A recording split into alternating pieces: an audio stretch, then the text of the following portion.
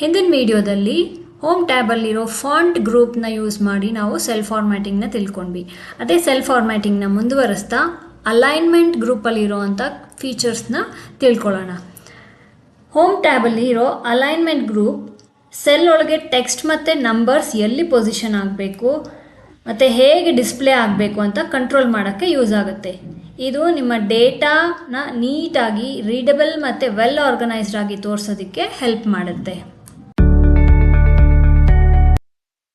ಎಕ್ಸೆಲ್ನಲ್ಲಿ ಡೇಟಾನ ನಾವು ಸೆಲ್ ಒಳಗಡೆ ಎರಡು ಥರ ಅಲೈನ್ ಮಾಡ್ಬೋದು. ಒಂದು ವರ್ಟಿಕಲ್, ಇನ್ನೊಂದು ಹಾರಿಜಾಂಟಲ್.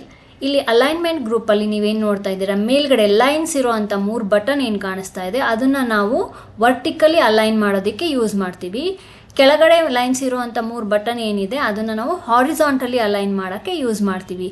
ಎಕ್ಸೆಲ್ನಲ್ಲಿ ನಾವು ಯಾವುದೇ ಟೆಕ್ಸ್ಟ್ ಡೇಟಾನ ಎಂಟ್ರ್ ಮಾಡಿದಾಗ ಬೈ ಡಿಫಾಲ್ಟ್ ಅದು ಬಾಟಮ್ ಲೆಫ್ಟ್ ಕಾರ್ನರಲ್ಲಿ ಪ್ಲೇಸ್ ಆಗುತ್ತೆ. ನೀವು ಇಲ್ಲಿ ನೋಡ್ಬೋದು, ನಾನು ಎಕ್ಸೆಲ್ ಅಂತ ಟೈಪ್ ಮಾಡಿದ ತಕ್ಷಣ ಆ ಎಕ್ಸೆಲ್ ಅನ್ನೋ ಟೆಕ್ಸ್ಟ್ ಏನಿದೆ ಅದು ಬಾಟಮ್ ಲೆಫ್ಟ್ ಕಾರ್ನರಲ್ಲಿ ಪ್ಲೇಸ್ ಆಯಿತು. ಅದು ಟೆಕ್ಸ್ಟ್ ಡೇಟಾಗಿರುವಂಥ ಡಿಫಾಲ್ಟ್ ಪೊಸಿಷನ್. ಅದೇ ಥರ ನಾನು ನ್ಯೂಮರಿಕ್ ಡೇಟಾನ ಎಂಟ್ರ್ ಮಾಡಿದಾಗ ಆಟೋಮೆಟಿಕ್ಕಾಗಿ ಅದು ಬಾಟಮ್ ರೈಟ್ ಕಾರ್ನರಲ್ಲಿ ಅಲೈನ್ ಆಗಿ ಕೂತ್ಕೊಳ್ಳುತ್ತೆ. ಅದು ನ್ಯೂಮರಿಕ್ ಡೇಟಾಗಿರುವಂಥ ಡಿಫಾಲ್ಟ್ ಪೊಸಿಷನ್. ಈ ಪೊಸಿಷನ್ನ ನಾವು ಚೇಂಜ್ ಮಾಡ್ಬೋದು.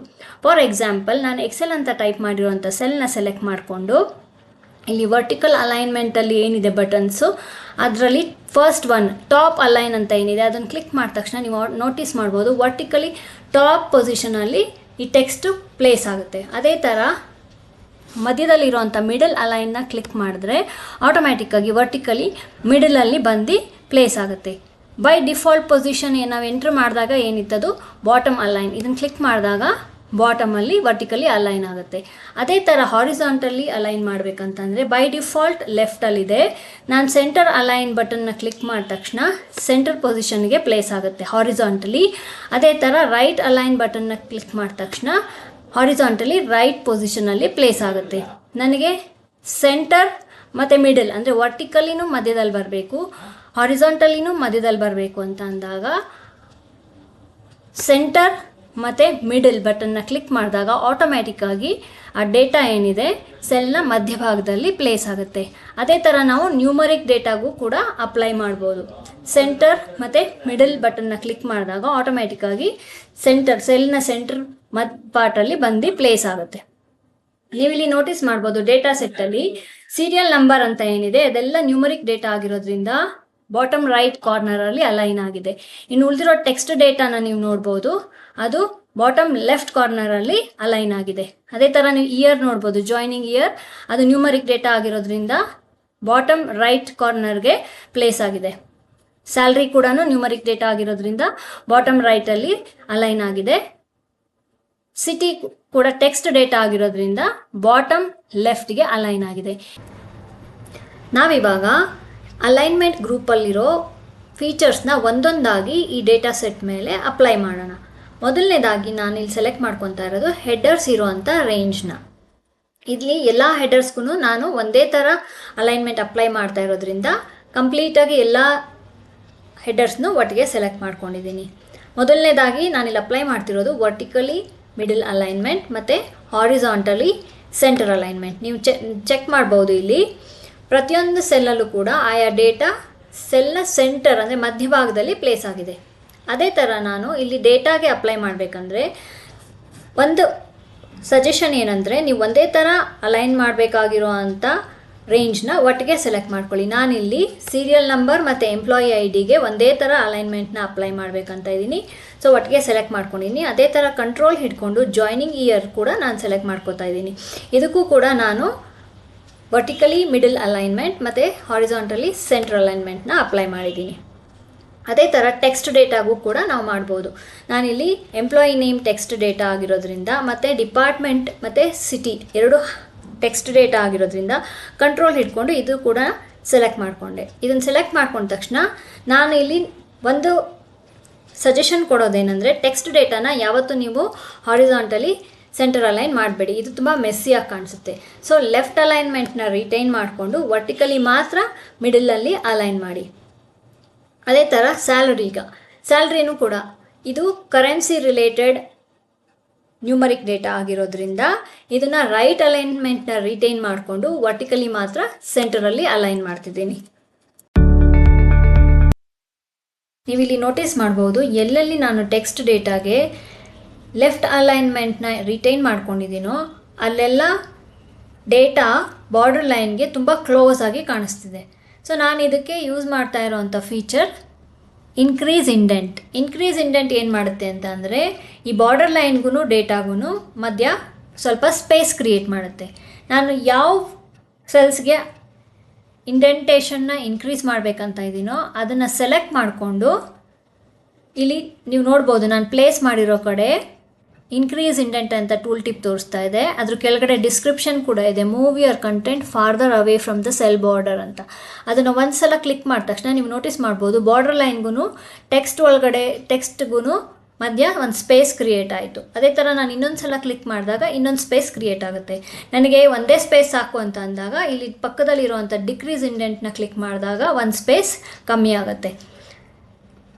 ಅದೇ ಥರ ನಾನು ಸ್ಯಾಲ್ರಿಗೂ ಕೂಡ ಅಪ್ಲೈ ಮಾಡ್ಬೋದು. ಸ್ಯಾಲ್ರಿ ಇರುವಂಥ ಡೇಟಾನ ಸೆಲೆಕ್ಟ್ ಮಾಡಿಕೊಂಡು ಇನ್ಕ್ರೀಸ್ ಇಂಡೆಂಟ್ ಅಂತ ಕ್ಲಿಕ್ ಮಾಡಿದ ತಕ್ಷಣ ಇಲ್ಲಿ ಬಾರ್ಡರ್ ಲೈನ್ಗೆ ರೈಟ್ ಸೈಡ್ ಬಾರ್ಡರ್ ಲೈನ್ಗೆ ಏನು ಕ್ಲೋಸ್ ಆಗಿತ್ತು ಡೇಟಾ ಸ್ವಲ್ಪ ಇಂಟೀರಿಯರ್ ಒಳಗಡೆಗೆ ಮೂವ್ ಆಗಿದೆ.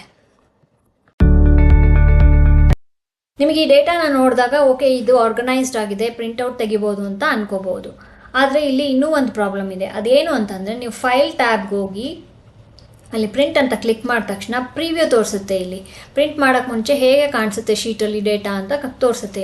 ಇಲ್ಲಿ ನೋಡಿದಾಗ ನೀವು ನೋಟಿಸ್ ಮಾಡ್ಬೋದು, ಸ್ಯಾಲ್ರಿ ಅನ್ನೋ ಕಾಲಮ್ ಏನಿದೆ ಅದು 2ನೇ ಶೀಟಿಗೆ ಶಿಫ್ಟ್ ಆಗಿದೆ. ಬಟ್ ನಮಗೆ ಎಲ್ಲದನ್ನು ಒಂದೇ ಶೀಟಲ್ಲೇ ಬೇಕು. ಅದನ್ನು ಫಿಕ್ಸ್ ಮಾಡೋದು ಹೇಗೆ ಅಂತ ಅಂದರೆ ನಾವಿಲ್ಲಿ ಕಾಲಮ್ ಸೈಜ್ನ ಡಿಕ್ರೀಸ್ ಮಾಡ್ಬೋದು. ಕಾಲಮ್ ಸೈಜ್ನ ಡಿಕ್ರೀಸ್ ಮಾಡಿದಾಗ ನೀವು ನೋಟಿಸ್ ಮಾಡ್ಬೋದು, ಇಲ್ಲಿ ಹೆಡ್ಡರ್ಸ್ ಏನಿದೆ ಅದು ಕಟ್ ಆಗ್ತಾ ಇದೆ. ಇನ್ಕ್ರೀಸ್ ಮಾಡಿದ್ರೆ ನಮಗೆ ಶೀಟಲ್ಲಿ ಡೇಟಾ ಫಿಟ್ ಆಗ್ತಿಲ್ಲ, ಡಿಕ್ರೀಸ್ ಮಾಡಿದ್ರೆ ಹೆಡ್ಡರ್ಸ್ ಕಟ್ ಆಗ್ತಿದೆ. ಇದಕ್ಕೆ ಇರೋ ಒಂದು ಸೊಲ್ಯೂಷನ್ ಅಂದರೆ ರ್ಯಾಪ್ ಟೆಕ್ಸ್ಟ್. ನೀವು ಹೆಡ್ಡರ್ಸ್ನ ಎಲ್ಲ ಕಂಪ್ಲೀಟಾಗಿ ಸೆಲೆಕ್ಟ್ ಮಾಡಿಕೊಂಡು ರ್ಯಾಪ್ ಟೆಕ್ಸ್ಟ್ ಅಂತ ಏನು ಫೀಚರ್ ಇದೆ ಇಲ್ಲಿ ಕ್ಲಿಕ್ ಮಾಡಿದ ತಕ್ಷಣ ಆಟೋಮ್ಯಾಟಿಕ್ಕಾಗಿ ಇಲ್ಲಿ ಡೇಟಾ ಏನಿದೆ ಮಧ್ಯದಲ್ಲಿ ಸ್ಪೇಸ್ ಇರೋ ಅಂಥ ಡೇಟಾ ಏನಿದೆ ಅದು ನೆಕ್ಸ್ಟ್ ಲೈನಿಗೆ ಶಿಫ್ಟ್ ಆಯಿತು. ಇಲ್ಲಿ ನಾವು ಮಾಡಬೇಕಾಗಿರೋದು ಇಷ್ಟೇ, ರೋ ಹೈಟ್ನ ಸ್ವಲ್ಪ ಇನ್ಕ್ರೀಸ್ ಮಾಡಿದರೆ ಆಯಿತು.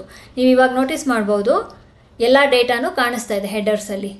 ಇವಾಗ ಮತ್ತೆ ಫೈಲ್ಗೆ ಹೋಗಿ ಪ್ರಿಂಟ್ನ ಕ್ಲಿಕ್ ಮಾಡಿ ನಮಗೆ ಎಲ್ಲ ಡೇಟಾ ಒಂದೇ ಶೀಟಲ್ಲೂ ಕಾಣಿಸ್ತಾ ಇದೆ, ಆರ್ಗನೈಸ್ಡ್ ಆಗೂ ಕಾಣಿಸ್ತಾ ಇದೆ. ಅಲೈನ್ಮೆಂಟ್ ಗ್ರೂಪಲ್ಲಿರೋ ಕೊನೆ ಫೀಚರ್ ಅಂದರೆ merge and center. Merge and ಸೆಂಟರ್ನ ಯೂಸ್ ಮಾಡೋದು ನಾವು 2 ಅಥವಾ 2ಕ್ಕಿಂತ ಹೆಚ್ಚಾಗಿರೋ ಸೆಲ್ನ ಸೆಲೆಕ್ಟ್ ಮಾಡಿಕೊಂಡು ಸಿಂಗಲ್ ಸೆಲ್ ಆಗಿ ಕನ್ವರ್ಟ್ ಮಾಡಿ ಅದರ ಡೇಟಾನ ಸೆಂಟರಲ್ಲಿ ಪ್ಲೇಸ್ ಮಾಡೋದಕ್ಕೆ ನಾವು ಮರ್ಜ್ ಆ್ಯಂಡ್ ಸೆಂಟರ್ನ ಯೂಸ್ ಮಾಡ್ತೀವಿ. ಎಕ್ಸಾಂಪಲ್ಗೆ ನೀವು ಇಲ್ಲಿ ನೋಡ್ಬೋದು, ನಾನು ಎಕ್ಸೆಲ್ ಅಂತ ಸೆಲೆಕ್ಟ್ ಮಾಡ್ಕೊಂಡಿದ್ದೀನಿ. ಅದ್ರ ಪಕ್ಕದಲ್ಲಿರೋ 2-3 ಸೆಲ್ನು ಸೆಲೆಕ್ಟ್ ಮಾಡಿಕೊಂಡು ಮರ್ಜ್ ಆ್ಯಂಡ್ ಸೆಂಟರ್ ಅಂತ ಕ್ಲಿಕ್ ಮಾಡಿದ ತಕ್ಷಣ ಈಗ 4 ಸೆಲ್ ಏನು ಸೆಲೆಕ್ಟ್ ಮಾಡಿದ್ದೀನಿ ಅದು ಸಿಂಗಲ್ ಸೆಲ್ ಆಗಿ ಕನ್ವರ್ಟ್ ಆಯಿತು. ಡೇಟಾ ಏನಿದೆ ಅದು ಸೆಂಟರಿಗೆ ಅಲೈನ್ ಆಯಿತು. ಅದೇ ಥರ ನಾವು ಮರ್ಜ್ ಆ್ಯಂಡ್ ಸೆಂಟರ್ನ ಯೂಶ್ವಲಿ ಯಾವುದಾದ್ರೂ ಡೇಟಾ ಸೆಟ್ಗೆ ಹೆಡ್ಡಿಂಗಿಗೆ ಯೂಸ್ ಮಾಡ್ತೀವಿ. ಇಲ್ಲಿ ನಾನು ಇರೋ ಡೇಟಾ ಸೆಟ್ಗೆ ಎಂಪ್ಲಾಯಿ ಡೀಟೇಲ್ಸ್ ಅಂತ ಒಂದು ಹೆಡ್ಡಿಂಗ್ ಕೊಡಬೇಕು ಅಂತ ಇದ್ದೀನಿ. ಅದಕ್ಕೆ ಮೊದಲು ನಾನು ಇಲ್ಲಿ ಮೇಲ್ಗಡೆ ಒಂದು ರೋನ ಇನ್ಸರ್ಟ್ ಮಾಡ್ತಿದ್ದೀನಿ. ಕಂಟ್ರೋಲ್+ ಕ್ಲಿಕ್ ಮಾಡಿದ ತಕ್ಷಣ ನನಗೆ ಮೇಲ್ಗಡೆ ಒಂದು ರೋ ಇನ್ಸರ್ಟ್ ಆಯಿತು. ಇಲ್ಲಿ ನಾನು ಎಂಪ್ಲಾಯಿ ಡೀಟೇಲ್ಸ್ ಅಂತ ಫಸ್ಟ್ ಸೆಲ್ಲಲ್ಲಿ ಟೈಪ್ ಮಾಡ್ತೀನಿ.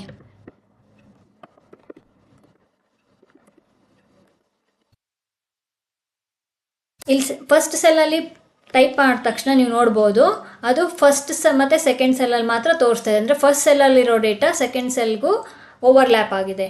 ನಾನೇನು ಮಾಡ್ತೀನಿ ಅಂದರೆ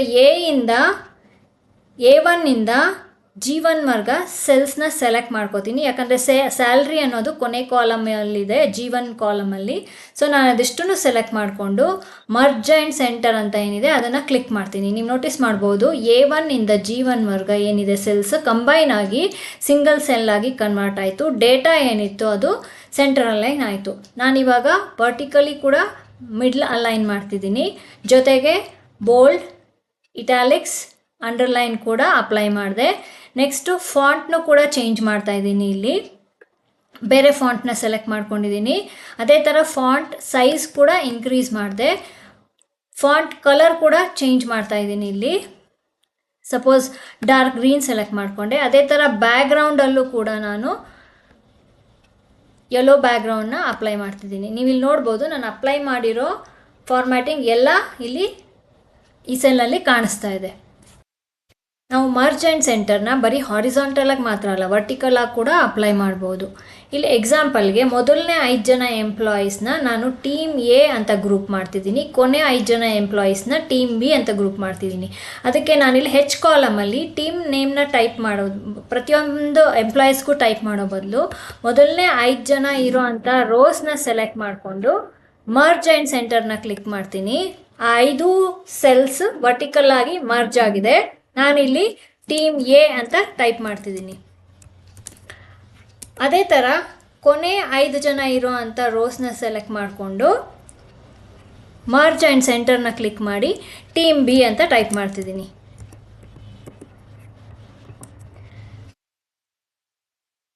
ಇದಿಷ್ಟನ್ನು ಸೆಲೆಕ್ಟ್ ಮಾಡಿಕೊಂಡು ವರ್ಟಿಕಲ್ ಆಗಿ ಕೂಡ ಸೆಂಟರ್ ಅಲೈನ್ ಮಾಡ್ತಾ ಇದ್ದೀನಿ.